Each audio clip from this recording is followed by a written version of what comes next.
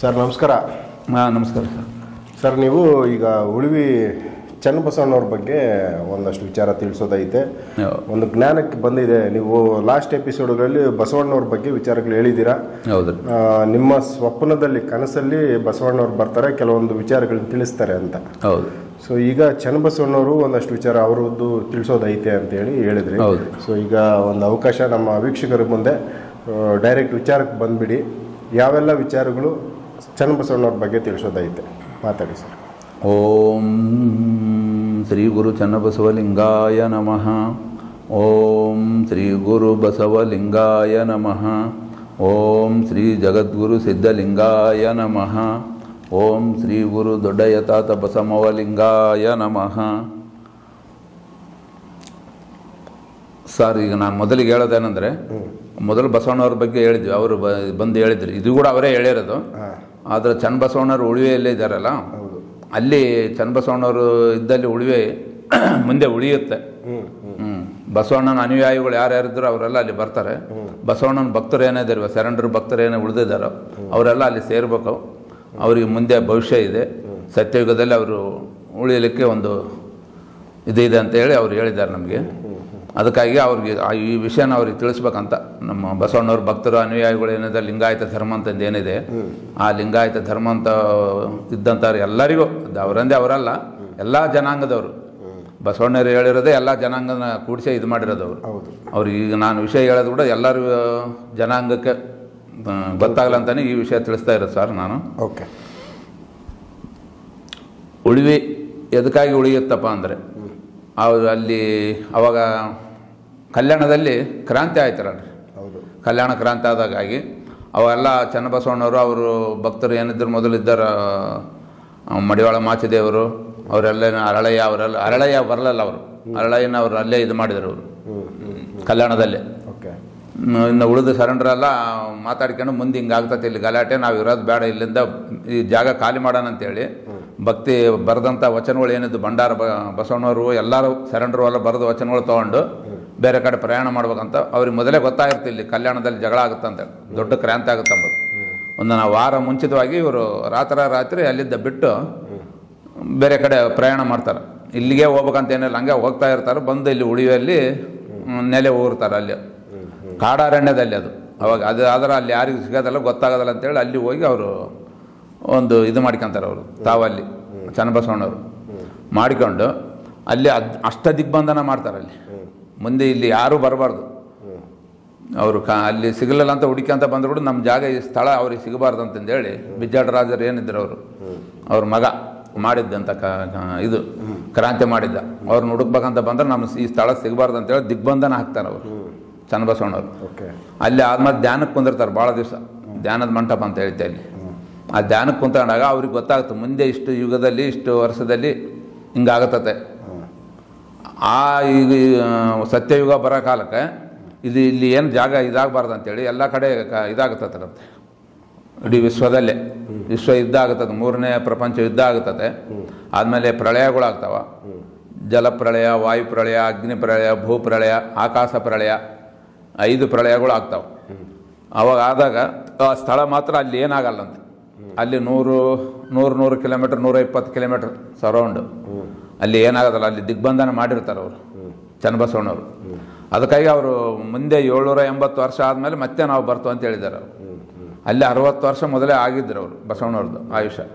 ಆದಮೇಲೆ 780 ಅಂದರೆ ಮತ್ತು ಈಗ 60 ವರ್ಷ, 74ರಲ್ಲಿ ಅವರು ಈಗ ಬಂದಿದ್ದಾರೆ ಭೂಮಿ ಮೇಲೆ. ಆದರೆ ಅವರು ಶರೀರದ ಮೇಲೆ ಇಲ್ಲ, ಸೂಕ್ಷ್ಮ ಶರೀರದಲ್ಲಿದ್ದಾರೆ, ಧ್ಯಾನದಲ್ಲಿದ್ದಾರೆ ಅವರೆಲ್ಲರೂ. ನಾಳೆ 34ರಾಗೆ ಹೊರಗಡೆ ಬರ್ತಾರೆ, 34ನೇ ವರ್ಷದಲ್ಲಿ, 2034ರಲ್ಲಿ ಹೊರಗಡೆ ಬರ್ತು ಅಂತ ಹೇಳಿದ್ದಾರೆ ಅವರು. ಅಂದರೆ ಈಗ ಪ್ರೆಸೆಂಟ್ ಈಗ 2024 ಇದ್ದೀವಿ, ಇವಾಗ 24 ಇದ್ದೀವಿ, ಇನ್ನು 10 ವರ್ಷ, ಇನ್ನು 10 ವರ್ಷ ಅವಾಗ ಪ್ರಾರಂಭ ಆಗುತ್ತೆ ಹೊಸ ಯುಗ. ಓಕೆ. ಅಲ್ಲೇವರೆಗೆ ಸನಾತನ ಧರ್ಮ ಏನಿದೆ ಇವಾಗ ಅದೇ ಧರ್ಮನೇ ನಡ್ಕೊಂತ ಹೋಗ್ತದೆ. ಸನಾತನ ಧರ್ಮ ಇರ್ತದೆ ಅಲ್ಲಿವರೆಗೆ. ಅಂದರೆ ಸನಾತನ ಧರ್ಮದಲ್ಲಿ ಇವಾಗ ಭಾಳಷ್ಟು ಧರ್ಮಗಳು ಹುಟ್ಕೊಂಡ್ಬಿಟ್ಟವ. ಮುಸ್ಲಿಮ್ಸು, ಕ್ರಿಶ್ಚಿಯನ್ಸು, ಕ್ರೈಸ್ತರು, ಬೌದ್ಧರು ಅಂತ ಭಾಳಷ್ಟು ಇದಾವೆ. ಅವು ಯಾವ ಇರಲ್ಲ. ನಾಳೆ 25-26ರಿಂದ ಶುರು ಆಗ್ತದೆ, ಯುದ್ಧಗಳು ಶುರುವಾಗ್ತವೆ, ಬೇರೆ ಪ್ರಳಯಗಳು ಆಗ್ತವೆ. ವೀರಭೋಗ ವಸಂತರಾಯರು ಬರ್ತಾರೆ, ಅವರೆಲ್ಲ ಬಂದು ಯುದ್ಧ ಮಾಡ್ತಾರೆ. ಪ್ರಪಂಚದಲ್ಲಿ ವಿಶ್ವದಲ್ಲಿ ಯುದ್ಧ ಮಾಡಿ ಅವ್ರು ಗೆದ್ಕೊಂತಾರೆ. ಆ ಧರ್ಮದಿಂದ ಇದ್ದವ್ರನ್ನ, ಅಸತ್ಯವಂತರನ್ನ ಅವ್ರನ್ನೆಲ್ಲ ಸಂಹಾರ ಮಾಡಿಬಿಡ್ತಾರೆ. ಅವರೆಲ್ಲ ಉಳಿಯೋದು ಏನಂದರೆ ಓನ್ಲಿ ಧರ್ಮ ಮಾತ್ರ ಉಳಿಯುತ್ತೆ ಅಂತ ಹೇಳಿದ್ದಾರೆ. ಧರ್ಮವಂತರು ಯಾರು ಇರ್ತಾರೋ, ಸತ್ಯವಂತರು ಯಾರು ಇರ್ತಾರೋ, ನ್ಯಾಯ ನೀತಿಯಿಂದ ಯಾರು ಚೆನ್ನಾಗಿ ಇದು ಇರ್ತಾರೋ ಅವರು ಮಾತ್ರ ಉಳಿತಾರೆ. ಅದರಲ್ಲಿ ಗಂಡಸರು ಭಾಳ ಕಡಿಮೆ ಉಳಿಯೋದಂತ ಹೇಳ್ಬಿಟ್ಟಿದ್ದಾರೆ. ಯಾಕಂದರೆ ಗಂಡಸರು ಭಾಳಷ್ಟು ವ್ಯಭಿಚಾರ ಅಲ್ಲಿ, ಸುಳ್ಳು, ಮೋಸ, ವಂಚನೆ ಏನೆಲ್ಲ ಮಾಡ್ಬೇಕು ಅವೆಲ್ಲ ಅವರೇ ಗಂಡಸರ ಜಾಸ್ತಿ ಮಾಡೋದು. ಹೆಣ್ಮಕ್ಳು ಭಾಳ ಕಡಿಮೆ ಅಂದರೆ ಇತ್ತೀಚೆಗೆ ಆಗ ಜಾಸ್ತಿ ಆಗ್ತಾಯಿದೆ.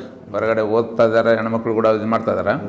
ಮೊದಲರು ಏನಿದ್ದಾರೆ ಅವರೆಲ್ಲರೂ ಉಳಿತಾರೆ. 40-50 ವರ್ಷ, 60 ವರ್ಷ, 70 ವರ್ಷದಲ್ಲಿ ಏನಿರ್ತಾರಲ್ಲ ಅವರೆಲ್ಲ ಧರ್ಮದಿಂದ, ನ್ಯಾಯದಿಂದ, ಗಂಡನೇ ಸರ್ವಸ್ವ, ಗಂಡನೇ ದೈವ ಅಂತಂದು ಏನು ಮಾಡ್ಕೊಂಡು ಬಂದಿರ್ತಾರೋ ಅವರೆಲ್ಲರೂ ಉಳಿತಾರೆ, ಧರ್ಮವಾಗಿದ್ದಾರೆ. ಅದಕ್ಕಾಗಿ 100ಕ್ಕೆ 75% ಹೆಣ್ಮಕ್ಳು ಉಳಿತಾರೆ, ಗಂಡ್ಮಕ್ಳು 25% ಉಳಿತಾರೆ ಅಂತ ಹೇಳಿದ್ದಾರೆ ನಮಗೆ.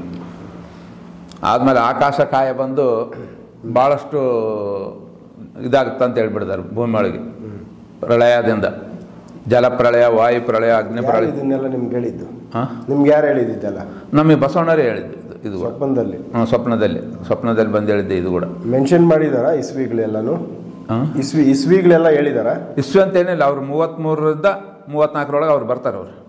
ಅವ್ರು ಬರೋದು 900 ವರ್ಷ ಆಗ್ತದೆ ಕರೆಕ್ಟ್. ಅವಾಗ ಬಸವಣ್ಣವ್ರು ಹುಟ್ಟಿ ಇಲ್ಲಿಗೆ ನಾಳೆ 33 ಏಪ್ರಿಲ್ ಮೇದಾಗ ಐತದ. ಅಲ್ಲೇ ಇದ್ದ 900 ವರ್ಷ ಬೀಳ್ತದೆ. 900 ವರ್ಷ ಮುಗಿಬೇಕಪ್ಪ ಅಂದ್ರೆ 34 ಮುಗಿತೈತಿ. 34 ಏಪ್ರಿಲಲ್ಲಿ ಅಷ್ಟರೊಳಗೆ ಬರ್ತಾರೆ ಅವರು. ಆ ಒಂದು ವರ್ಷದೊಳಗೆ 33-34 ಬರ್ತಾರೆ ಅವರು. ಯಾವ ಫಸ್ಟಿಗೆ ಬರ್ತಾರೋ ಗೊತ್ತಿಲ್ಲ, ಮಧ್ಯದಲ್ಲಿ ಬರ್ತಾರೋ ಗೊತ್ತಿಲ್ಲ, ಕೊನೆಯಲ್ಲಿ ಬರ್ತಾರೋ ಗೊತ್ತಿಲ್ಲ. ಹೊಸದಾಗಿ ಒಂದು ಜನ್ಮ ತಗೊಂಡ್ಬರೋದಾ ಇಲ್ಲ ಜನ್ಮ? ಹೊಸ ಜನ್ಮ ಅಂದ್ರೆ ಏನಿಲ್ಲ, ಅದೇ ಮೊದಲು ಜನ್ಮನೇ. ತಾಯಿ ಗರ್ಭದಿಂದ ಹುಟ್ಟಿ ಬರೋದಲ್ಲ. ಈಗ ಅವ್ರು ಯಾರು ಸರೆಂಡರ್ ಯಾರೂ ಬರೋಲ್ಲ. ಮತ್ತೆ ಎಲ್ಲಿಂದ ಹುಟ್ಟು ಬರ್ತಾರೆ ಅವ್ರು? ಹಂಗೆ ಮರುಜನ್ಮ ಪಡ್ಕೊಂತಾರೆ ಅವ್ರು. ಅವಾಗ ಕಂಪ್ಲೀಟ್ ಮಾಡೋಕ್ಕಾಗಿಲ್ಲ ಅವ್ರಿಗೆ. 60 ವರ್ಷಕ್ಕೆ ಅವ್ರದ್ದು ಇದಾಯ್ತು. ಅಲ್ಲ, ದೇಹ ಬೇಕಲ್ಲ, ದೇಹ ತಗೊಂತಾರೆ ಅವ್ರಿಗೆ. ಆ ಶಕ್ತಿ ಇರ್ತದೆ ಅವರೆಲ್ಲರಲ್ಲಿ. ದೇಹ ಸ್ವಂತ ಅದೇ ದೇಹನ ತೊಗೊಂಡು ಮತ್ತೆ ಬರ್ತಾರೆ. ಇದು ಸೂಕ್ಷ್ಮ ಶರೀರದಲ್ಲೇ ಇದ್ದಾರೆ. ಮತ್ತೆ ಮೊದಲು ಏನಿತ್ತು ಅದೇ ಶರೀರ ತೊಗೊಂಡು ಬರ್ತಾರೆ. ಹುಟ್ಟಿ ಬರಲ್ಲ ಅವರು. ಇವರು ವೀರಭೋಗ ವಸಂತರಾಯರು ಏನಿದ್ದಾರೆ ಹುಟ್ಟಿ ಬರ್ತಾರೆ ಅವರು. ಅವರು ಸಂಪೂರ್ಣ ಮುಗಿಸಿದ್ದಾರೆ. ವೀರಬ್ರಹ್ಮೇಂದ್ರ ಸ್ವಾಮಿ ಇದ್ದಾಗ ಅವ್ರು ಏನು ಆಯುಷ್ಯ ಇತ್ತು ಅವ್ರು ಮುಗಿಸ್ಕೊಂಡು ಹೋಗಿದ್ದಾರೆ ಅವರು. ಇವರು ಮುಗಿಸಿಲ್ಲ, ಅರ್ಧದಲ್ಲೇ ಬಿಟ್ಟೋಗ್ಯಾರ. ಅವಾಗ ಇದು ಮಾಡಿ ಅವರು ಜೀವ ಸಮಾಧಿ, ರೈಟ್, ಓಕೆ, ಆ ಜೀವ ಸಮಾಧಿ ಆಗಿರ್ತಾರೆ ಅವರು. ಆ ವಯಸ್ಸಿಗೆ ಅವ್ರಿಗಿನ್ನ ವಯಸ್ಸು ಇರ್ತದೆ, ಆದ್ರೂ ಆ ಜೀವ ಸಮಾಧಿ ಆಗಿಬಿಡ್ತಾರೆ. ಮುಂದೆ ಇದಾಗ್ತದೆ ಅಂತೇಳಿ. ಅದಕ್ಕಾಗಿ ಮುಂದೆ 900 ವರ್ಷ ಆದಮೇಲೆ ನಾವು ಬರ್ತು ಅಂತೇಳಿ ವಚನದಲ್ಲಿ ಕೂಡ ಅವರು ಇದು ಮಾಡಿದ್ದಾರೆ ನೋಡಿ. ಬಸವಣ್ಣವ್ರು ಏನು ಮಾಡಿದ್ರು, ಚನ್ನಬಸವಣ್ಣವರು, ಅರಳಯ್ಯನವರು, ಅವ್ರೇನು ನಮ್ಮ ಮೇದಾರ ಚೆನ್ನಯ್ಯ, ಅರಳಯ್ಯ ಅಲ್ಲ, ಮೇದಾರ ಚೆನ್ನಯ್ಯನವರು ಅವರು ಇದು ಬರೆದಿದ್ದಾರೆ ವಚನದಲ್ಲಿ ಕೂಡ. ಈ ಥರ 780 ವರ್ಷ ಆದಮೇಲೆ ಮತ್ತೆ 60 ವರ್ಷ ನಾವು ಹುಟ್ಟಿ ಬರ್ತು ಅಂದರೆ ಪುನರ್ಜನ್ಮ ತಗೊಂತಾರೆ ಅವರು ಅಷ್ಟೇ. ದೇಹ ಅದೇ ದೇಹ ತಗೊಂಡೆ ಮತ್ತೆ ಬರ್ತಾರೆ ಅವರು. ಎಲ್ಲ ಹುಟ್ಟು ಅಂದ್ರೆ ಹುಟ್ಟದಲ್ಲ ಅವರು, ತಾಯಿ ಗರ್ಭದಿಂದ ಹುಟ್ಟು ಬರೋದಲ್ಲ. ಎಲ್ಲ ಶರಣರು ಹಿಂಗೆ ಬರ್ತಾರೆ. ಎಲ್ಲ ಶರಣರು ಹಂಗೆ ಬರ್ತಾರೆ. ಅವ್ರು ಯಾರು ಅವಾಗ ಏನು ಹಂಗೆ ಹೋಗಿದ್ರು ಅವರೆಲ್ಲರೂ ಹಂಗೆ ಬರ್ತಾರೆ. ಅಂದರೆ ಉಳುವಿ ಸುತ್ತಮುತ್ತ ಅವ್ರು ಕಾಣಿಸ್ಕೋತಾರೆ. ಕಾಣಿಸ್ಕೊತಾರೆ. ಓಕೆ. ನಮ್ಮ ಇಡೀ ಕರ್ನಾಟಕ ಬೇರೆ, ನಮ್ಮ ಇವಾಗ ಕರ್ನಾಟಕದಲ್ಲಿ ಬಂದು ಹಂಪಿ ಏನು ಹೇಳ್ತಾರೆ, ಹಂಪಿ ಕಡೆ ಬಗಲು ಅಂಜನಾದ್ರಿ, ಅಲ್ಲಿ ಸ್ವಲ್ಪ ಉಳಿಯುತ್ತೆ. ಮೊದಲೇನು ಇವಾಗ ಅದು ಸ್ವಲ್ಪ ಭಾಳ ಲಾಸ್ ಆಗ್ತದೆ. ಆದಮೇಲೆ ಉಳಿಯೋದು ಅದೇ ಮುಂದೆ. ಯಾಕಂದರೆ ಹೊಳೆ ಇದೆ, ಅಲ್ಲಿ ಡ್ಯಾಮ್ ಇದೆ, ಡ್ಯಾಮ್ ಹೊಡಿಬೋದು, ಏನಾದರೂ ಆಗ್ಬೋದು. ಆ ಕಡೆ ಈ ಕಡೆ ಜನಗಳು ಕೂಡ ಸ್ವಲ್ಪಷ್ಟು ಇದಾಗ್ತಾರೆ. ಆದಮೇಲೆ ಮತ್ತೆ ಅಲ್ಲಿ ಸ್ಥಿರವಾಗಿ ಉಳಿತೈತೆ ಅದು. ಅದು ವೀರಭೋಗ ವಸಂತರಾಯರು ಕೂಡ ಬಂದು ಅಲ್ಲೇ ರಾಜಧಾನಿ ಮಾಡಿ ಇಡೀ ಪ್ರಪಂಚನ ಆಳ್ತಾರಂತ ಹೇಳ್ತಾ ಇದ್ದಾರಲ್ಲ, ಹೌದು, ನಮಗೇನು ಗೊತ್ತಿಲ್ಲ. ಅವರು ಹೇಳಿರೋದು, ವೀರಬ್ರಹ್ಮೇಂದ್ರ ಸ್ವಾಮಿಗಳು ಹೇಳಿರೋದು ಅದೇ ಹಂಪಿಯಲ್ಲಿ ಬಂದೆ ಮತ್ತೆ ಪುನಃ ಸ್ಥಾಪನೆ ಮಾಡ್ತಾರಂತ. ಅದನ್ನು ಇನ್ನಷ್ಟು ಮಾಡಿ ಅಲ್ಲಿದ್ದ ಆಳ್ತಾರಂತ. ಆಳ್ಬೇಕಾದ್ರೆ ಅವರು ರಾಜರಾಗ್ತಾರೆ. ವೀರಭೋಗ ವಸಂತರಾಯರು ರಾಜರಾಗಿ ಬಂದರೆ ನಮ್ಮ ಬಸವಣ್ಣವರು ಮಂತ್ರಿಯಾಗಿ ಅಲ್ಲಿ ಅವರಿಗೆ ಲಿಂಗ ದೀಕ್ಷೆ ಮಾಡ್ತಾರೆ. ಓಕೆ. ವೀರಭೋಗ ವಸಂತರಾಯರು ಕೂಡ ಲಿಂಗ ದೀಕ್ಷೆ ಮಾಡಿ ಎಲ್ಲ ಅವಾಗ ಲಿಂಗವಂತ ಧರ್ಮ ಅಂತ ಒಂದೇ ಧರ್ಮ ಸ್ಥಾಪನೆ ಮಾಡ್ತಾರೆ ಬಸವಣ್ಣವ್ರು ಬಂದವರು 34ರಿಂದ ನಮಗೆ ಹೇಳಿರೋದು ಅವರು. ಮತ್ತು ಇನ್ನೇನೆಲ್ಲ ತಿಳಿಸಿದ್ದಾರೆ ಬಸವಣ್ಣವರು? ಇನ್ನು ಬೇರೆ ಏನೆಲ್ಲ ವಿಚಾರ ತಿಳಿಸವ್ರೆ? ವಿಚಾರ ಅಂದರೆ ಏನು ಇಷ್ಟೇ ಅವ್ರು ಹೇಳಿರೋದು ಮಾತ್ರ. ಇವಾಗ ನನಗೆ ತಿಳಿಸಿರೋದೇ ಅದನ್ನು ಹೇಳ್ಬೇಕಂತ ಹೇಳ್ಯಾರ. ಆದ್ಮೇಲೆ 3 ಮಂತ್ರಗಳು ಹೇಳಿದ್ದಾರೆ. ಅದು ಇವಾಗ ಹೇಳಕ್ಕೆ ಬರೋ ಪಬ್ಲಿಕ್ನಲ್ಲಿ 3 ಮಂತ್ರಗಳು. ಒಂದು, ಏನು ಕರ್ಮ ಪಾಪದ ಏನು ಮಾಡಿದ ಪಾಪ ಕರ್ಮಗಳು ಏನೇ ಮಾಡಿರಲ್ಲ ಅವರು, ಆ ಪಾಪ ಕರ್ಮಗಳು ಕಳ್ಕೊಳ್ಬೇಕಾದ್ರೆ ಒಂದು ಮಂತ್ರ ಇದೆ. ಆದಮೇಲೆ ಆ ಸತ್ಯಯುಗದಲ್ಲಿ ನಾವು ಇರ್ಬೇಕಪ್ಪ ಅಂದರೆ ಈ ಧರ್ಮದಿಂದ ಕಲಿಯುಗದಿಂದ ಸತ್ಯಯುಗಕ್ಕೆ ಹೋಗ್ಬೇಕಪ್ಪ ಅಂದರೆ ಅದಕ್ಕೊಂದು ಮಂತ್ರ ಇದೆ. ಆದಮೇಲೆ ಈ ಜೀವನ ಹಂಗೆ ಉಳಿಸ್ಕೊಂಡು ಇರ್ಬೇಕಪ್ಪ ಅಂದರೆ ಅದಕ್ಕೊಂದು ಮಂತ್ರ ಇದೆ, ಮೃತ್ಯುಂಜಯ ಮಂತ್ರ ಅಂತ, ಅದೊಂದು ಮೂರನೇದು ಪಂಚಾಕ್ಷರಿ ಮಂತ್ರ. ಯಾರೇ ಬರಲಿ ಭಕ್ತರು ಅವರು ನಮ್ಮ ಹತ್ರ ಫೋನ್ ನಂಬರ್ ಕೊಟ್ಟಿರ್ತಾರೆ, ಕಾಂಟ್ಯಾಕ್ಟ್ ಮಾಡಿದ್ರೆ ಅವ್ರಿಗೇನು ವಿಷಯ ತಿಳಿಸ್ತಾನೆ ಕಂಪ್ಲೀಟ್, ಇದ್ರ ಬಗ್ಗೆ ಮಂತ್ರಗಳ ಬಗ್ಗೆ ಹೇಳ್ಕೊಡ್ತಾನೆ ಅವರಿಗೆ. ದಿನನಿತ್ಯ ಪಠಣ ಮಾಡ್ಕೊತ ಇದ್ದರೆ ಶಿವಧ್ಯಾನದಲ್ಲಿದ್ದು ನ್ಯಾಯ ಧರ್ಮ ಸತ್ಯದಿಂದ ನಡ್ಕೊಂಡು ಹಿಂದೆ ಏನೇ ಮಾಡಿರಲ್ಲ ಅವರು ಅಧರ್ಮ ಅದನ್ನೆಲ್ಲ ಕಳ್ಕೋಬೇಕಪ್ಪ ಅಂದ್ರೆ ಒಂದು ಮಂತ್ರ ಹೇಳಿದ್ದಾರೆ. ಆ ಮಂತ್ರ ಮಾಡ್ಕೊಂಡು ಹೋಗ್ಬಿಟ್ರೆ ಅವರು ಮುಂದೆ ಸತ್ಯಯುಗದಲ್ಲಿ ಇರೋಕ್ಕೆ ಚಾನ್ಸಸ್ ಇದೆ ಅವರೆಲ್ಲರಿಗೂ ಅಂತ ಹೇಳಿದ್ದಾರೆ. ಓಕೆ. ಸೊ ಆಮೇಲೆ ಬಂದು ನೀವು ಹೇಳ್ತಾ ಇದ್ರಿ ಬಸವಣ್ಣವ್ರು ಬಂದು ಕನಸಲ್ಲಿ ನಿಮಗೆ ನಮ್ಮ ಭೂಭಾಗದಲ್ಲಿ ಬೇರೆ ನಮ್ಮ ಕರ್ನಾಟಕದ ಭೂಭಾಗಗಳಲ್ಲಿ ಕೆಲವೊಂದು ಜಾಗಗಳಿಂದ ಬೇರೆ ಬೇರೆ ರೀತಿಯಲ್ಲಿ ಬದಲಾವಣೆಗಳಾಗ್ಬೋದು ಆಗ್ತದೆ. ಇವೆಲ್ಲ ಏನು ಅಂದರೆ ಈ ಡೇಟಿಗೆ ಆಗ್ತದೆ, ಇವತ್ತು 34 ಆಗ್ತದೆ, 33 ಆಗ್ತದೆ ಅಂತ ಹೇಳಕ್ಕೆ ಬರಲ್ಲ. ಒಟ್ಟು 56 ಒಳಗೆ ಆಗ್ತದೆ, 2056 ಒಳಗೆ ಆಗ್ತದೆ. ಈಗ 2012ರಿಂದ ಹಿಡಿದು 34ಗೆ 22 ವರ್ಷ ಆಗ್ತದೆ. ಅಲ್ಲಿ 34ರಿಂದ ಇನ್ನು ಮುಂದೆ 22 ವರ್ಷ 56 ಒಳಗೆ ಆಗ್ತದೆ. ಅವ್ರು ಬಂದ್ಮೇಲೆ ಆಗ್ತದೋ ಬರಲಿಕ್ಕೆ ಮುಂಚಿತವಾಗಿ ಆಗ್ತೋ ಗೊತ್ತಿಲ್ಲ, ಅದು ಹೇಳಿದ್ದಾರೆ. ಅದು ಕೂಡ ಈ ಸಮುದ್ರ ಅಲ್ಲ, ನದಿಗಳು ಎಲ್ಲಿದ್ದಾವೆ, ತುಂಗಭದ್ರಾ ನದಿ ಹೊಸಪೇಟೆಯಲ್ಲಿದೆ, ಅದು ಇನ್ನೂ ಒಂದು ಕಡೆ ಆಗ್ಬೋದು, ಚೇಂಜ್ ಆಗ್ಬೋದು. ನದಿ ಆಗಲಿ ಹಳ್ಳ ಆಗಲಿ ಯಾವೇ ಆಗಲಿ ಅದು ಅಲ್ಲೇ ಇರ್ತದೆ, ಅದೇ ನದಿ ಅದಕ್ಕೆ ಹೆಸರು ಅದೇ ಇರ್ತದೆ ಕೂಡ ಹೆಸರುಗಳು ಚೇಂಜ್ ಆಗ್ಬೋದು, ನದಿ ಚೇಂಜ್ ಆಗ್ತಾವೆ, ಭೂಮಿ ಹೆಚ್ಚು ಕಡಿಮೆ ಆಗ್ತದೆ. ಈ ಕಡೆ ಭೂಮಿ ತೆಗೆದು ಆ ಕಡೆ ಹೆಚ್ಚು ಕಡಿಮೆ ಮಾಡಿಬಿಟ್ಟಾರೆ ಅಲ್ಲಿಗೆಲ್ಲ, ಮೈನ್ಸ್ ಆಗಲಿ ಗುಡ್ಡ ಆಗಲಿ ಕಲ್ಲಾಗಲಿ ಎಲ್ಲವೂ ಹಂಗೆ ಮಾಡಿದ್ದಾರೆ. ಅದರಿಂದ ಕೂಡ ಅದು ಬ್ಯಾಲೆನ್ಸ್ ತಪ್ಪೇ ಬಿಡತ್ತೆ ಈಗ ಭೂಮಿಗೆ. ಆ ಬ್ಯಾಲೆನ್ಸ್ ಉಳಿಸ್ಕೋಬೇಕಪ್ಪ ಅಂದ್ರೆ ಮತ್ತು ಅದು ಸಂಪೂರ್ಣ ಪ್ರಕೃತಿ ವಿಕೋಪಕ್ಕಾಗೈತೆ. ಪ್ರಕೃತಿ ಮಾತೇನೆ ಅದನ್ನು ಚೇಂಜ್ ಮಾಡ್ತಾರೆ ಬಂದು, ಅದು ಕೂಡ ಆಗುತ್ತೆ. ಓಕೆ. ಈಗ ಸತ್ಯಯುಗದಲ್ಲಿ ಎಲ್ಲ ಜನಗಳು ಬರಬೇಕು, ಅಲ್ಲಿ ಎಲ್ಲರೂ ಸತ್ಯಯುಗಕ್ಕೆ ಬರಬೇಕು ಅಂದರೆ ಏನು ತಿಳಿಸಿದ್ದಾರೆ ಬಸವಣ್ಣವ್ರು? ಏನು ಹೇಳವ್ರೆ? ಏನು ನೀವು ಫಾಲೋ ಮಾಡಿದ್ರೆ ಎಲ್ಲರೂ ಸತ್ಯಯುಗಕ್ಕೆ ಬರಬೇಕು ಅನ್ನೋದಿದ್ರೆ ಅವ್ರ ಪ್ರಕಾರ ಯಾವ ರೀತಿ ಬದುಕಬೇಕು ಅಂದರೆ ಎಲ್ಲರೂ ಬರೋಕ್ಕೆ ಸಾಧ್ಯ ಇಲ್ಲ. ಉಳಿದೇ 870 ಕೋಟಿ 80 ಕೋಟಿ ಜನಸಂಖ್ಯೆ ಆದರೆ ಉಳಿದ 108 ಕೋಟಿ ಉಳಿತೈತೆ ಅಷ್ಟೇ ಅವರು ಬಂದಾಗ. ಅವ್ರು ಬಂದಮೇಲೆ ಕೂಡ ಇನ್ನೂ ಭಾಳಷ್ಟು ಜನ ಹೋಗ್ತವೆ. ಲಾಸ್ಟ್ ಸತ್ಯಯುಗದಲ್ಲಿ ಉಳಿಯೋದು 33 ಕೋಟಿ ಜನನೇ ಅಂತ ಹೇಳಿಬಿಟ್ಟಾರೆ. ಸತ್ಯಯುಗದಲ್ಲಿ ಉಳಿಯೋದು 33 ಕೋಟಿ ಜನ. ಮುಕ್ಕೋಟಿ ದೇವತೆಗಳಂದಾರಲ್ಲ, ದೇವತೆಗಳಂದ್ರೆ ಅವರೇ ಮುಕ್ಕೋಟಿ ದೇವತೆಗಳು ಉಳಿಯೋದು. ಅವ್ರು ಬರೋ ಹೊತ್ನಾಗ 108 ಕೋಟಿ ಇರ್ತದೆ ಇಡೀ ಪ್ರಪಂಚ, ನಮ್ಮ ದೇಶದಲ್ಲ, ಇಡೀ ಪ್ರಪಂಚದಲ್ಲಿ ಜನಸಂಖ್ಯೆ 108 ಕೋಟಿ ಉಳಿತೈತೆ. ಅಂದರೆ 700 ಕೋಟಿ ಚಿಲ್ಲರ ಕಂಪ್ಲೀಟ್ ನಾಶನ ಆಗ್ತದೆ. ಆ 108 ಕೋಟಿಯಲ್ಲಿ ಕೂಡ ಅವ್ರು ಬಂದು ವರ್ಷದಲ್ಲಿಯೋ 2 ವರ್ಷದಲ್ಲಿ ಅವರು ಎಷ್ಟು ದಿನ ಇರ್ತದೆ ಅವ್ರದ್ದು ಆಯುಷ್ ಅಷ್ಟಕ್ಕೆ ಹೋಗ್ಬಿಡ್ತಾರೆ ಅವರು ಉಳಿದವ್ರು ಕೂಡ. ಆದಮೇಲೆ ಉಳಿದು 33 ಕೋಟಿ ಜನ ಅಂತಲೇ ಹೇಳಿರೋದು ಅವರು. ಜಾಗ ಕೂಡ ಅದು ಜಾಸ್ತಿ ಆಗುತ್ತೆ ಅಂತ ಹೇಳ್ಬಿಟ್ಟು ಇನ್ನೂ ಒಂದು 2-3 ವರ್ಷದಲ್ಲಿ ಅಲ್ಲಿ ಜನಸಂಖ್ಯೆ ಬಂದು ಅಲ್ಲೇ ಉಳಿವೆಲ್ಲಿ ಉಳ್ಕೊಂತಾರೆ. ದೊಡ್ಡವರೆಲ್ಲ ಬಂದು ಅಲ್ಲಿ ಭೂಮಿ ಕೂಡ ದೊಡ್ಡ ರೇಟ್ ಆಗುತ್ತೆ ಮುಂದೆ. ಓಂಕಾರ ಆಧ್ಯಾತ್ಮಿಕ ಧ್ಯಾನ ಕೇಂದ್ರ ಅಂತ ನಾವು ಸ್ಥಾಪನೆ ಮಾಡಿದ್ವಿ 2016ರಿಂದ. ಓಂಕಾರ ಧ್ಯಾನ ಮಾಡೋದರಿಂದ ರೋಗ ಮುಕ್ತಿ, ಜ್ಞಾನ ಭಕ್ತಿ, ದೈವ ಶಕ್ತಿ ಅಂತ 3 ಶಕ್ತಿಗಳನ್ನು ನಾವು ಪಡೆದುಕೊಳ್ಳಬಹುದು. ಓಂಕಾರ ಧ್ಯಾನ ಮಾಡೋದರಿಂದ ನಮಗೆ ಯಾವುದೇ ರೋಗ ರುಜಿನಗಳು ಯಾವ ಬರೋದಲ್ಲ ಅಂತ ಒಂದು ಇದೆ. ಓಂಕಾರ ಅಂದರೆ